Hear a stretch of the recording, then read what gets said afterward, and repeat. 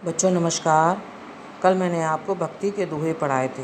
मुझे आशा है कि आपको समझ में आ गए होंगे। अगर कोई प्रॉब्लम हो तो आप पूछना मेरे से। आज मैं आपको नीति के दोहे बिहारी जी द्वारा रचित पढ़ाऊंगी। पहला दोहा है, दुसह दुराज प्रजान को, क्यों ना बढ़े दुख दंदु, अधिक अंधेरो जग करत, मिली आवस रविचंदु। इस दोहे में बिहारी जी ने बताया है कि दो राजाओं के राज में प्रजा लोगों का कष्ट बहुत अधिक बढ़ जाता है। क्या कह रहे हैं? दुसह दुराज प्रजान को, दो राजाओं के असहनीय राज्य में प्रजाजनों का कष्ट बहुत अधिक बढ़ जाता है। कष्ट क्यों नहीं बढ़ेगा? क्योंकि दो राजाओं का कहना मानना पड़ेगा, उनका स्वागत सम्मान, उनके स्वागत का ध्यान रखना पड़ेगा।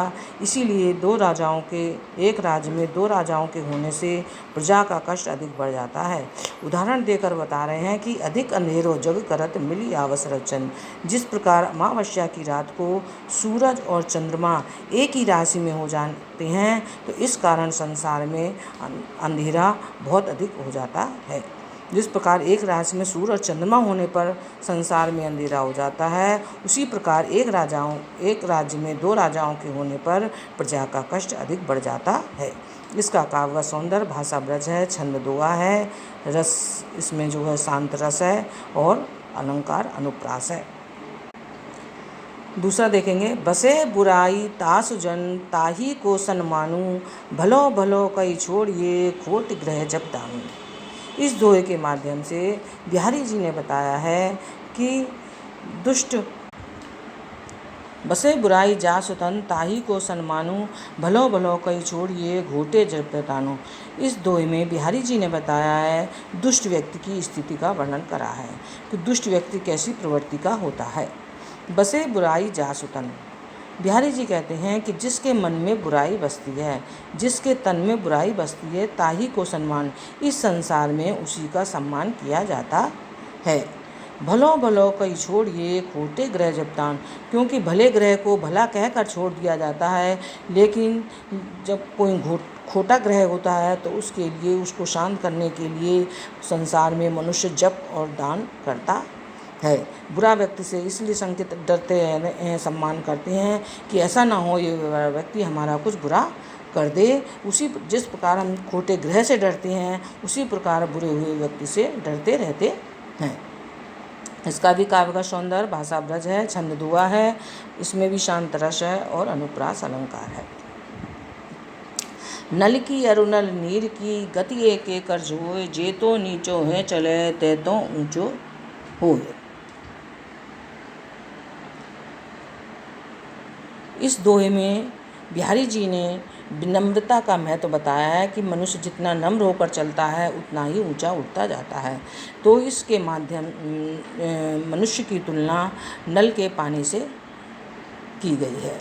कह रहे हैं, नर की अरुणल नीर की, मनुष्य की और नल के पानी की गति एक कर जो, दोनों की गति एक ही होती है कि जे तो नीचो हैं चले, जितना ये नीचे होकर चलते हैं, ते तो ऊंचे हो, उतना ही ये ऊंचा ऊपर उठते जाते हैं। जिस प्रकार मनुष्य जितना नम्र होकर चलता है, उतना ही उसकी यश कीर्ति, उसका मान सम्मान बढ़ता जाता है। उसी प्रकार नल जितना ही हम नीचे करके चलाते हैं, वे उतना ही अधिक पानी देने लगता है। तो इसमें काव्य का सौंदर्य है, भाषा ब्रज है। इसमें नल की और नल नीर की उससे तुलना की गई है, इसलिए इसमें अश्लील अलंकार है और रस शांत है, भाषा ब्रज है, छंद दोहा है। बढ़त बढ़त संपत्ति सलीलू, मन सरोज बढ़ जाए, घटत घटत सूना फिर घटे, बरु समूल कुमिलाए। इस दोहे के माध्यम से बिहारी जी ने बताया है कि ये जो हमारा धन है, इसका हमारे मन पर क्या प्रभाव पड़ता है। बढ़त बढ़त संपत्ति सलीलू, बिहारी जी कहते हैं कि जब हमारे पास संपत्ति रूपी जल बढ़ जाता है, सलील माने जल, जब हमारे पास संपत्ति रूपी जल बढ़ जाता है, मन सरोज बढ़वाए, तो हमारा मन रूपी कमल भी बढ़ जाता है। मन रूपी कमल कैसे बढ़ जाता है? मतलब हमारी इच्छाएं बढ़ने लगती हैं। जब हमारे पास धन अधिक हो जाता है तो हमारी इच्छाएं एक से एक बढ़कर होने लगती हैं। घटत घटत सूना फिर घटे, बरु समूल कमलाए। फिर बिहारी जी कह रहे हैं कि जब हमारे पास संपत्ति रूपी जल घटता है तो हमारा मन रूपी कमल नहीं घट पाता है। बरु समूल कुमलाय, बल्कि वो जड़ सहित नष्ट हो जाता है, लेकिन हमारा मन रूपी जो कमल है वो नहीं घटता है। मतलब ये है कि हमारे पास जब संपत्ति आ जाती है तो हमारी इच्छाएं बढ़ती जाती हैं, और जब संपत्ति नष्ट हो जाती है तो वो इच्छाएं नष्ट नहीं हो पाती हैं। चाहे हम अपने प्राण ही त्याग दिए, लेकिन हमारी जो इच्छाएं हैं वो नष्ट नहीं हो पाती हैं। इसमें भाषा ब्रज है, रस शांत है, इसमें रूपक और अनुप्रास अलंकार है, छंद दोहा है।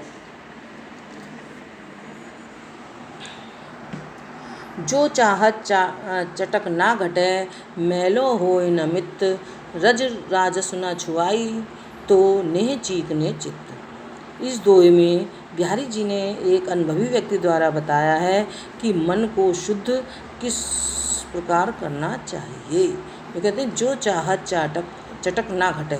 यदि हे बिहारी जी कहते हैं, हे मित्र, यदि तुम चाहते हो कि तुम्हारे मन की चटक ना घटे और तुम्हारा मन मैला ना हो, तो अपने प्रेम से भरे हुए चिकने चित्त को रजोगुण यथार्थ गर्व और क्रोध जैसे रजोगुण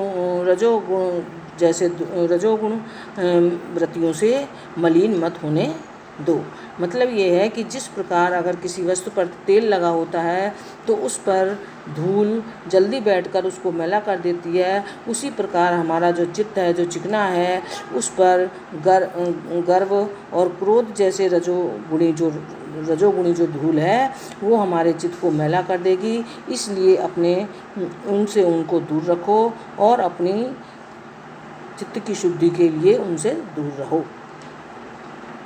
इसमें भी भाषा ब्रज है, रस शांत है, अनुप्रास और इसमें रूपक अलंकार है तथा भाषा ब्रज है। बुरो बुराई जो तजे, जो चित खरो डरातु, जो निष्कलंक मयंक लकी,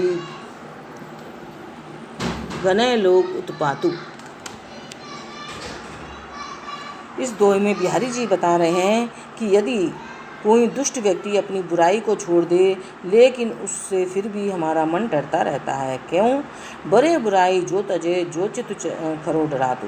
तो बिहारी जी कह रहे हैं कि यदि बुरा व्यक्ति, दुष्ट व्यक्ति अपनी दुष्टता को अचानक छोड़ देता है, तो फिर भी हमारा मन उसके प्रति शंकित रहता है कि ये कब ना हमारा बुरा कर दे।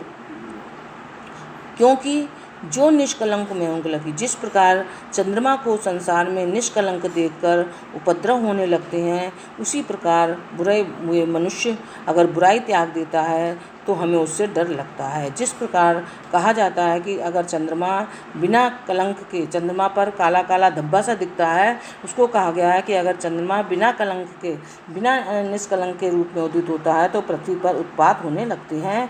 इसलिए नीति भी यही कहती है कि यदि दुष्ट अपनी नीचता छोड़ दे तो उसके प्रति शंका बनी रहती है। इसमें भाषा ब्रज है, रस शांत है, अनुप्रास और अलंकार है, छंद दोहा है। स्वारथ सुक्रतु न श्रम वृथा, देख बिहंग विचारी, बाज पराए पानी पर तू पच्छिन्न मारी।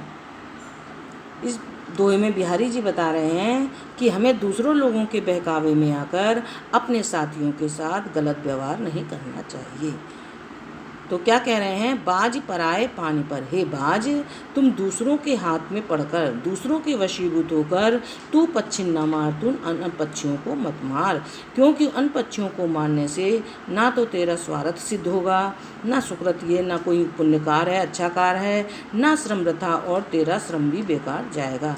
देख विहंग विचार, हे पक्षी, तू भली प्रकार विचार करके देख ले कि ऐसा करने से तेरा किसी भी प्रकार भला नहीं होगा।